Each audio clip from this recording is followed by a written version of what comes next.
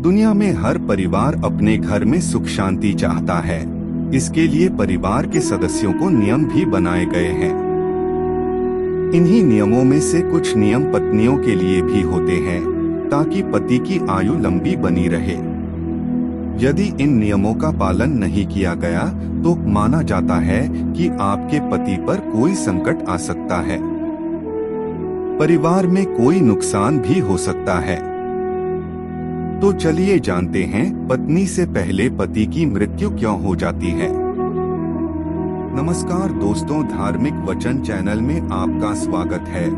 अगर आप भी भगवान श्री कृष्ण के भक्त हैं तो कमेंट में जय श्री कृष्णा जरूर लिखें। नंबर 1, जब आपके पति घर से बाहर जाते हैं, चाहे वह अपने दफ्तर ही क्यों न जा रहे हो, तो उनके जाने के बाद कभी झाड़ू नहीं लगाना चाहिए। ऐसा करने से लक्ष्मी नाराज हो जाती है। घर के किसी सदस्य के बाहर जाने के बाद झाड़ू लगाना बुरा माना जाता है। नंबर 2, अगर घर के किसी सदस्य के बाहर जाते ही कभी पोंछा नहीं लगाना चाहिए। यह बुरा माना जाता है। घर के सदस्य के बाहर जाने के कुछ देर बाद या खाने पीने के बाद पोंछा लगाया जा सकता है, लेकिन पहले पोंछा लगाने से घर में बरकत कम होती है। नंबर 3, घर में से कोई सदस्य घर में प्रवेश करता है तो उसे कभी तुरंत नहीं नहाना चाहिए। ऐसा करना अशुभ माना जाता है, क्योंकि किसी के दाह संस्कार यानी कि किसी की अर्थी में से घर आने के बाद नहाया जाता है। नंबर 4, अगर आपके परिवार का कोई सदस्य बाहर जाता है या घर में आता है तो तुरंत नाखून नहीं काटना चाहिए, क्योंकि माना जाता है कि राहु बलवान हो जाता है। ऐसा करने से नाखून काटने वाले का भाग्य कमजोर होता है और अशुभ भी माना जाता है। नंबर 5, पति जब घर से बाहर जाए तो पत्नी को कभी श्रृंगार नहीं उतारना चाहिए।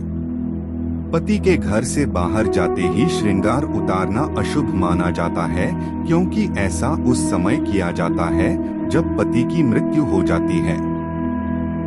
कोशिश करें जब पति घर में हो तब ही श्रृंगार उतारना चाहिए। नंबर 6, कभी पति के घर से बाहर जाते ही महिला को अपने बाल नहीं खोलना चाहिए। माना जाता है कि पति के घर से बाहर जाने के बाद बाल खोलने से घर में कंगाली छा सकती है। कोशिश करें कि जब पति घर में हो तभी बाल खोलें।